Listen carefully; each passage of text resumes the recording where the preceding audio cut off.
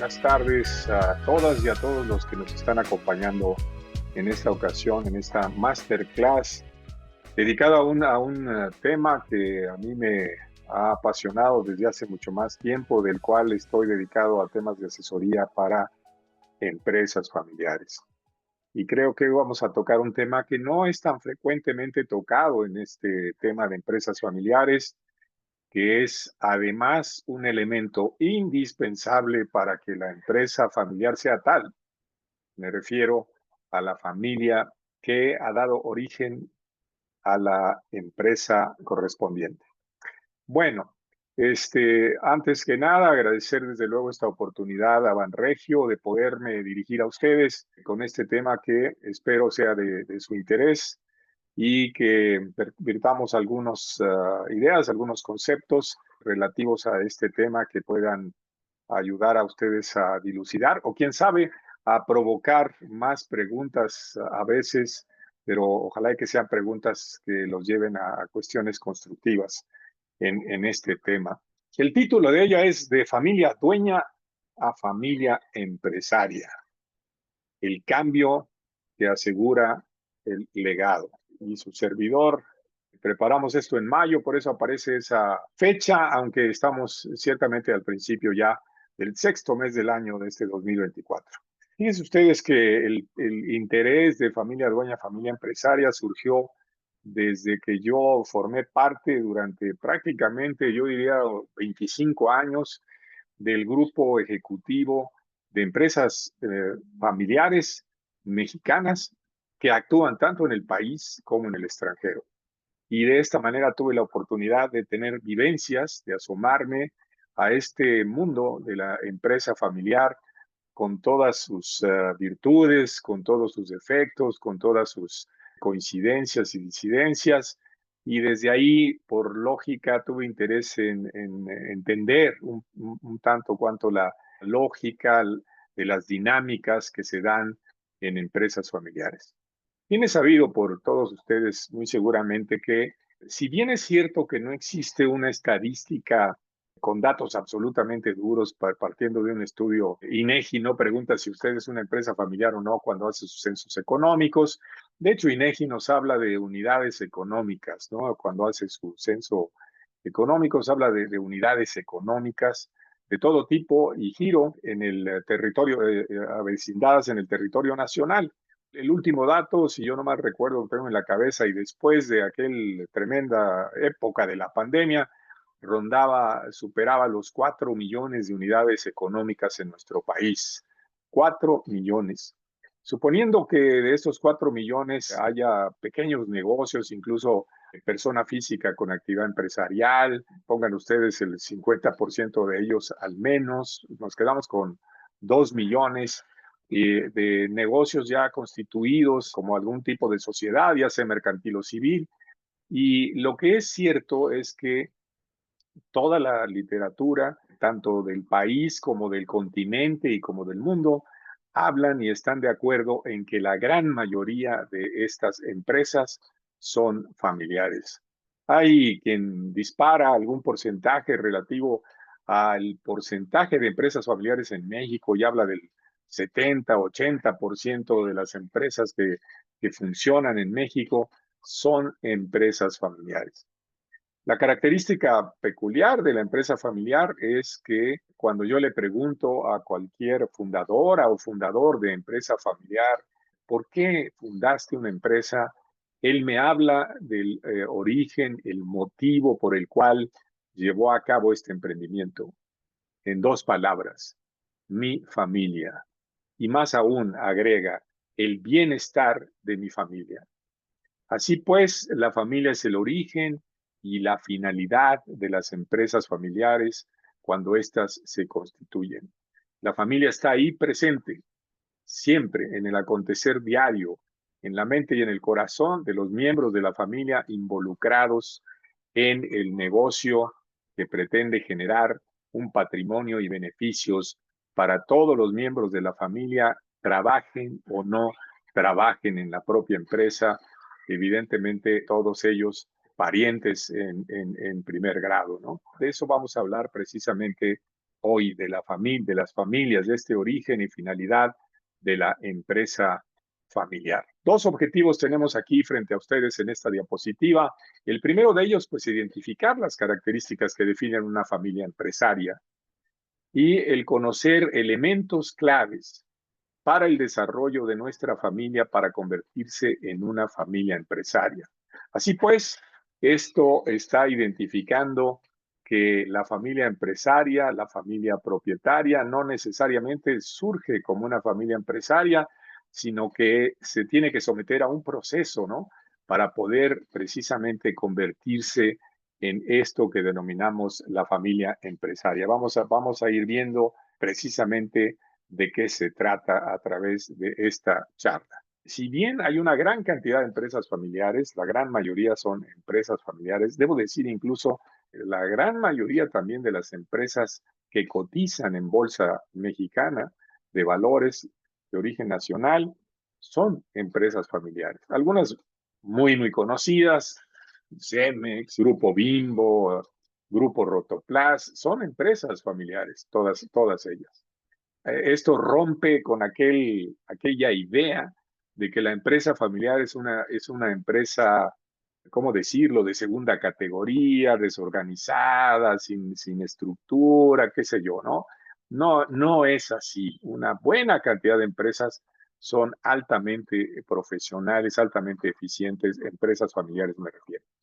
Pero no todos tienen la misma capacidad de evolucionar debidamente y de consolidarse como las empresas que cotizan en bolsa y a las cuales me he hecho referencia, sino que en realidad hay una gran mortandad entre las empresas familiares. Aquí una tabla que identifica las causas que normalmente hacen que las empresas familiares no trasciendan de primera a segunda generación. Y mírense ustedes que este es uno de los objetivos fundamentales de una empresa familiar, trascender más allá del propio tiempo, ser un patrimonio que alcance a varias generaciones, tantas como sea posible a través de la consolidación del negocio familiar. Desde luego, un porcentaje tiene que ver con razones de mercado, como cualquier empresa que enfrenta las situaciones de mercado no previstas y que finalmente no logra penetrar los mercados, al menos en la proporción necesaria para mantenerse como un ente competitivo y un jugador importante en ellos. Otros son problemas financieros también. Muchas veces que devienen ahí sí de ciertos aspectos en el que se mezclan incluso los bienes de la familia y de la empresa, muchas veces tomando bienes correspondientes a la empresa para subsanar algunas necesidades familiares que llegan que llegan a ser un problema tal que provocan incluso la desaparición de la empresa. Otro, en menor medida, son incompetencia del sucesor. Y ahí estamos ya hablando de la transición generacional, ¿no? En el cual quien ha sido nombrado como el sucesor para llevar de primera a segunda generación o de segunda a tercera, cuando es el caso, lamentablemente no ha sido la persona seleccionada y preparada adecuadamente, llega a un nivel de incompetencia que teniendo la posición que se tiene en dirección general, ustedes lo saben, las decisiones que se toman a ese nivel tienen un gran impacto en la empresa para bien o para mal. El 40% de las causas en general que tienen que ver con la desaparición de empresas, incluso se habla de porcentajes muy bajos que van de la primera a la segunda generación. Pero los autores que han estudiado esto dicen que en realidad la gran mayoría, hay quien dice el 60% de los problemas que generan la desaparición de una empresa familiar son problemas de relación intrafamiliar. Y esto tiene que ver con la naturaleza misma de la empresa familiar. Vean ustedes, una característica principalísima de una empresa familiar es una mezcla de emoción y de razón, y de emociones intensas, de emociones manifiestas entre pares por la confianza, por los lazos familiares que se tiene precisamente y que permiten expresar la emoción correspondiente, muchas veces no contenida como sucede con quien no es el familiar, que de alguna manera tiene una contención mayor y se guarda de no expresar o no mezclar ciertas cuestiones emocionales para preservar su propio trabajo. No es así en el caso de la empresa familiar, de los miembros de la familia, en los cuales, insisto, una situación de una mezcla de emoción y de razón presentes tienden a ser fortaleza o debilidad de la empresa familiar. En este caso se plantea como una debilidad, puesto que se plantea como la causa de la desaparición de la empresa. A veces una primera generación llega exitosamente hasta el final de su tiempo, transfiere a una segunda generación y en la segunda generación la transferencia no es exitosa porque al final de cuentas no se han cumplido, no se han establecido acuerdos suficientemente sólidos entre los sucesores y los sucesores tienen una característica peculiar en segunda generación. En la primera generación aparece una figura irrepetible. Me refiero a la mater o pater familias, que es por naturaleza líder en la familia y consecuentemente líder en la empresa. Esa posición de liderazgo tan fuerte ya no se da en segunda generación normalmente porque se trata ahí de una relación entre pares, entre hermanos. Y no se diga cuando incluso ya en segunda generación estamos frente a un consorcio de primos incluso, ¿no? Ahí la circunstancia se hace un poco más compleja. Pero ciertamente que esa complejidad también implica riqueza, también implica fortalezas, como digo, cuando es capaz de canalizarse adecuadamente toda esta energía emocional que indudablemente y además imposible eliminarla, lleva el individuo, llevamos pues los individuos a todas partes y la expresión que se da con ese énfasis en el caso de las empresas familiares. Causa de la desaparición, y si ustedes consideran que un altísimo porcentaje de las empresas son empresas familiares, dimensionen ustedes la tragedia, permítanme decirle así, la tragedia que implica la desaparición de empresas familiares en buen número para la economía local, regional, nacional y mundial incluso.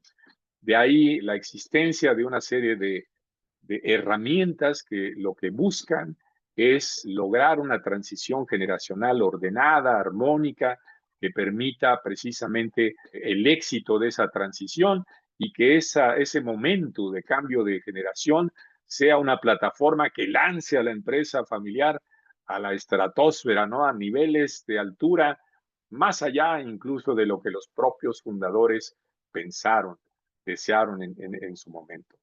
Bueno, este es algo, una referencia a las empresas familiares. Algo que quiero yo preguntarles, y parece una pregunta de perogrullo, ¿de quién es la empresa familiar?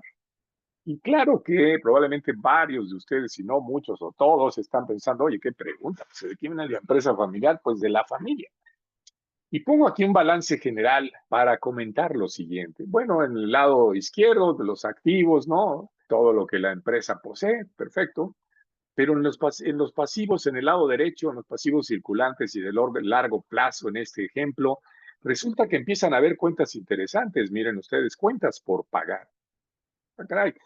Y bueno, esas cuentas por pagar, ¿a quién son? ¿No? Muy probablemente estamos hablando de proveedores, ¿no? Que está reflejado en el inventario parte de esta situación. Otro importante para destacar, en pasivo de largo plazo, deuda de largo plazo. Hay acreedores también que han puesto dinero en la empresa. Entonces, de alguna manera, parte de los bienes con la que la empresa está trabajando no son de ellos. Constituyen sí obligaciones que deberán cumplir, pero no son de su propiedad. Esto nos lleva a pensar precisamente en las partes interesadas relacionadas con la empresa que tienen de alguna manera una parte de dinero invertido con cierto interés evidentemente en nuestra empresa, pero que de alguna forma entonces termina siendo en cierta medida de otros también. Y bueno, esto es absolutamente válido. Esto lo traigo a colación para entrar un poco al tema fundamental que nos reúne el día de hoy.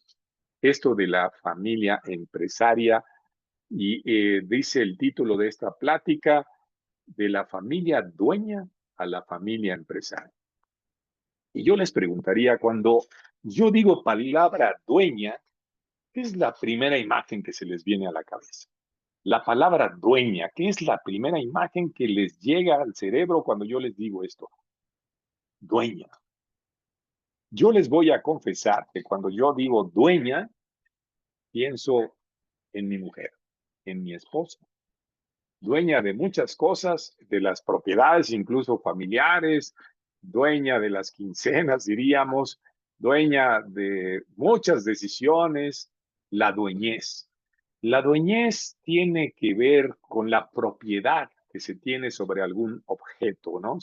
Normalmente a esto se refiere incluso sobre ciertos seres vivos, como pueden ser los animales, ¿no? Si yo soy, por ejemplo, el dueño de un rancho, ¿no? Entonces puedo ser dueño de, qué sé yo, de los ganados que tengo en la propiedad. La dueñez tiene que ver con esta capacidad de decidir acerca del futuro y el presente de estos objetos o estos bienes en general que forman el patrimonio de un grupo humano. En este caso, hablando de la familia, ¿no? De la familia. Aquí está, miren ustedes, una propuesta de qué identifica a la familia dueña, propietaria de una empresa, estamos hablando. ¿Qué es lo que identifica de ellos? Bueno, hay una serie de aspectos, características que identifican a este grupo. En primer lugar, es que se sienten con derecho de recibir beneficios de la empresa por el hecho de ser miembros de la familia. A veces ni siquiera lo consideran, pero se acostumbran a recibir beneficios. Y es lógico, porque además la empresa se ha creado, decíamos al principio, precisamente para generar esos beneficios para los miembros de la familia. Claro, desde luego que sí, absolutamente válido, pero este sentimiento de tener derecho a recibir beneficios a veces se convierte en un exceso va más allá del derecho mismo que le da la decisión de los propietarios fundadores y que lleva incluso a abusos de miembros de la familia que se sienten con derecho absoluto a recibir beneficios de la empresa por el hecho de ser familiares. El otro tema es que no consideran a los grupos de interés, o al menos a no todos los grupos de interés. Estamos hablando desde los clientes, desde los proveedores, desde los acreedores, las autoridades y desde luego los colaboradores que construyen con nosotros la compañía. Otro punto muy importante de una familia dueña es que si no eres miembro del grupo familiar que trabaja dentro de la empresa, muchas veces no conocen la visión de la propia empresa. Y a veces no la conocen porque nunca se las hemos compartido, ¿no?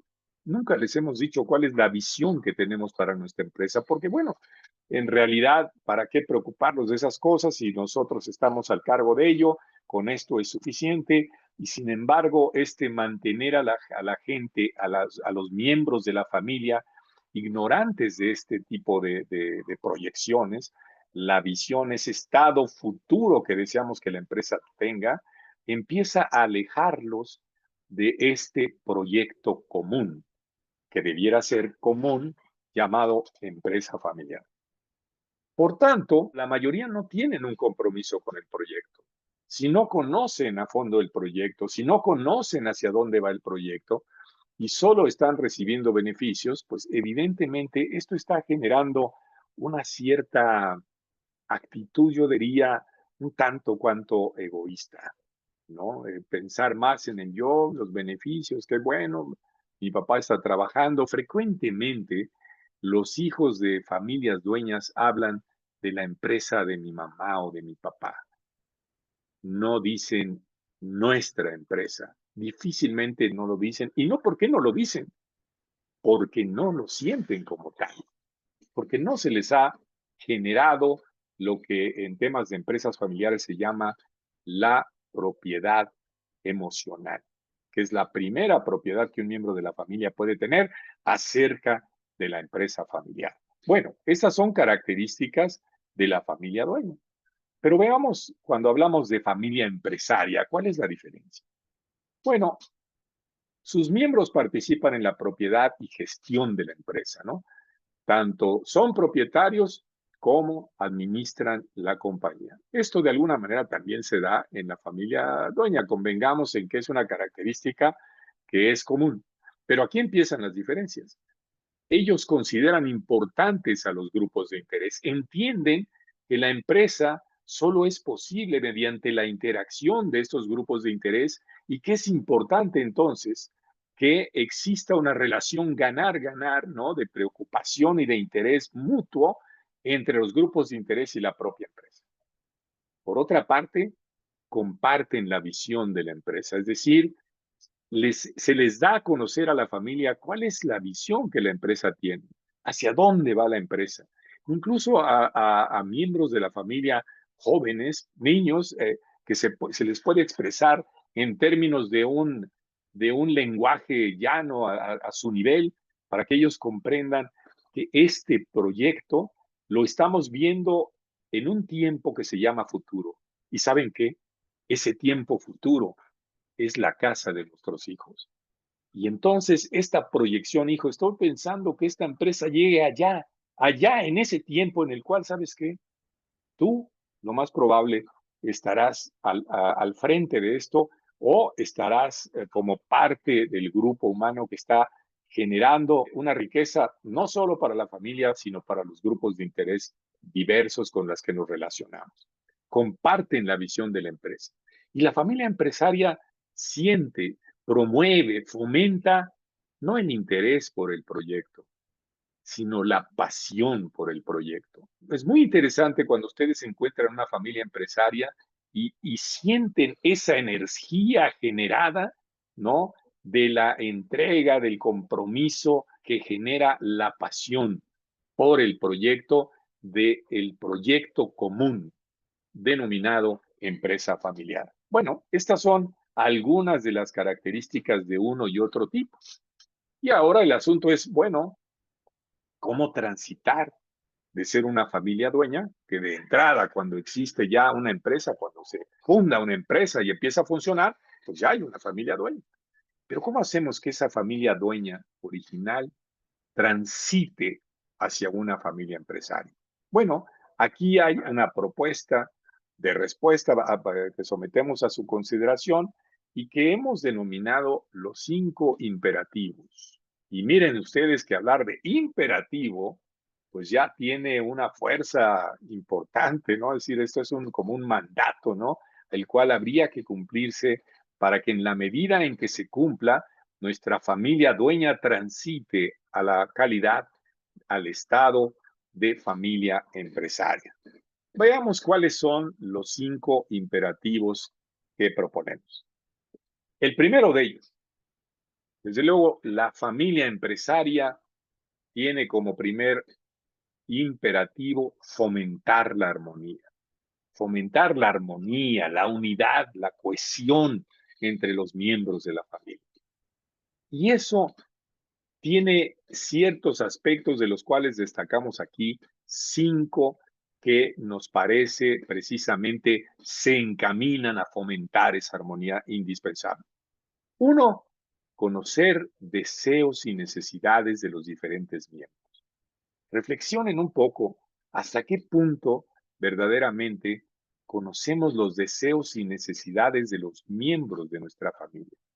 Platicaba yo con un empresario, un muy buen amigo, que ha construido una empresa muy interesante de temas de seguridad, aplicaciones de seguridad muy, muy, muy interesantes. Ha tenido mucho éxito.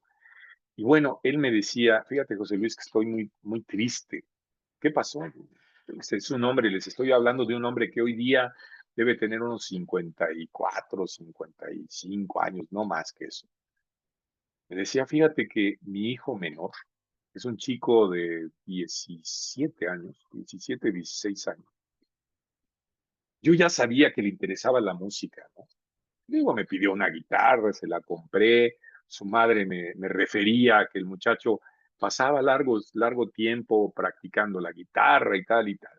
Y la otra noche que regresé a casa un poco tarde, escuché que estaba cantando en su recámara y bueno, decidí entrar a darle las buenas noches. Entré, él se interrumpió un momentito la canción, hijo, déjame darte las buenas noches, tal. Oye, hijo, ¿qué estabas cantando? Es una canción mía, papá, me dijo. Ah, no me digas, hijo, compones. Sí, papá, me gusta mucho componer. Ah, mira, qué bonito. ¿Y esta es tu primera canción? No, papá, tengo 35 canciones ya. Me dijo, ¿sabes qué? Me sentí tan mal. Me sentí tan mal de no, o sea, ¿cuánto tiempo habrá dedicado el muchacho para llegar a componer 35? Bueno, primero dominar su guitarra y luego componer canciones y componer 35 canciones. Y yo, pues metido en el negocio, ¿no? De espaldas al conocimiento de eso que mi hijo hace, ¿no? Con tanto gusto. Conocer deseos y necesidades, algo muy importante que la familia debiera tener entre todos los miembros. Y es muy importante, ¿saben qué? Conocer esto porque se conoce a las gentes y esto tiene que ver con algo muy importante en las familias. Mientras más nos conocemos, más podemos prevenir los conflictos familiares. Segundo, trato equitativo, ¿no? Ojo, equitativo no es igualitario. Equitativo es dar a cada quien según su necesidad o según su mérito. Trato equitativo. Este trato equitativo, precisamente cuando es claro el por qué hay un trato diferencial, pero bien sustentado y explicado, comunicado, empieza a generar precisamente una forma de relacionarse bajo este tipo de conceptos. Hablaba yo de la propiedad emocional, ¿no? Generar propiedad emocional en los muchachillos, en las jovencitas, los jóvenes, desde tempranas edades. Oiga, yo conozco otro empresario que cuando llegó el momento de la transición, dijo, oye, hijo, a un hijo que había estado como beneficiario, ¿no? Eventualmente había hecho algunos trabajillos en la empresa, pero prácticamente no gran cosa. Oye, hijo, ahora sí tienes que prepararte para ir a la empresa. Y el chico le dijo, ¿sabes qué, papá? Pues no, es que yo quiero hacer otra cosa. Oye, pero no, oye, mira nada más un negocio en marcha, así y así y así, internándose en cuáles eran la situación con el hijo, encontró que él no había fomentado la propiedad emocional, porque cada vez que llegaba de la empresa y la mamá, la esposa le preguntaba, oye, ¿cómo te fue en la compañía? El hombre decía que era un infierno, que los trabajadores eran de lo peor, no hacían caso, problemas por todos lados, vengo agobiado. Imagínense ustedes si eso generó propiedad emocional, ¿no? Más bien que generó un rechazo hacia esa vida que el padre llevaba. Propiedad emocional. Acerquen a la familia, a la empresa desde tempranas edades, que conozcan la empresa. No hay empresarios que generan, probablemente entre ustedes exista los veranos de los chicos. Hay una partecita que gastan en la propia empresa haciendo ciertos trabajos que se les remunera. Entonces los chicos empiezan a conocer y a tener cierto nexo con la empresa. Comunicación, desde luego, ¿no? La comunicación es fundamental. En una familia empresaria, en una empresa familiar, desde luego, los miembros de la familia que no son capaces de comunicarse con claridad y respeto en qué estoy de acuerdo y en qué no estoy de acuerdo, seguramente van a tener muchos problemas para poder avanzar. Y desde luego fomentar la armonía gestionando los conflictos. Esto es decir, previniendo conflictos, identificando conflictos y llegado el momento, solucionando los conflictos. Porque al final de la historia, déjenme decirles que una familia sin conflictos, por más armónica que sea, es como una nube sin agua. Yo no sé si ustedes han visto alguna. Yo no, la verdad, todas las que he visto son vapor de agua, ¿no? Y a veces ya tanto vapor que ya se convierten en agua y caen. Los conflictos son naturales, intrínsecos a nuestra propia naturaleza, pero adicionalmente bien gestionados pueden ser fuente de riqueza, pueden tener un resultado positivo. Segundo, vivir los valores. Esta es una de las grandes diferencias de las empresas familiares en relación a los que no lo son. Desde hace años, el de establecer los valores de la empresa es algo común, es algo normal. ¿Cuál es la diferencia entonces entre los valores de una empresa familiar y una que no lo es? Pues miren, es muy simple. Cuando los valores de la empresa familiar tienen que ver con los valores que la familia vive, en los que cree y con los conforme a los cuales vive, esos son valores verdaderamente vivos, actuantes, y que permeando la empresa, tienen mucho mayor valor, mucha mayor capacidad de convicción para los que no son familiares para poder seguir los valores. Así pues, vivir los valores es el segundo imperativo, y aquí lo que se plantea es, por un lado, identificar los valores de la familia, tener una propuesta común de sus significados. Hay valores que yo puedo decir, no, honestidad. Y cuando nos preguntamos entre los hermanos qué es honestidad, encontramos que hay diferencias en los significados, en el entendimiento que tenemos del vocablo, y esto no es muy buena idea. Hay que tener una definición común en relación a qué es para nosotros el valor que decimos practicar. Y desde luego que no sean valores meramente retóricos, meramente de discurso, sino valores que efectivamente la familia viva. Vivir los valores de la familia, identificarlos, ponerlos en común y guiarse por ellos. Vivir los valores. Tercer imperativo, compartir la visión. Ese estado futuro deseado, pero fíjense bien, no solo en la empresa. Muy probablemente varios de ustedes tienen tanto, la gran mayoría deben tener visión de su empresa, pero varios de ustedes, o muchos espero, tienen también visión de su familia. ¿Y por qué no? No podemos tener un estado futuro deseable para nuestra familia. Esta familia que va cambiando, ¿no? Que va agregando nuevos miembros, ya sean consanguíneos o más adelante políticos, y que después empiezan a florecer, ¿no? Estas ramas de la vid que dice la Biblia, ¿no? Que empiezan a rodear tu mesa. Bueno, y ese estado futuro de la familia, ¿lo tenemos definido? Valdría la pena construirlo si no lo tenemos. Y una vez que tenemos visión de familia y visión empresa, ¿cómo hacemos el match, no? Entre ambas visiones para que se apoyen mutuamente, para que no choquen como sucede con alguna frecuencia. La co-construcción es algo que es deseable compartir la visión.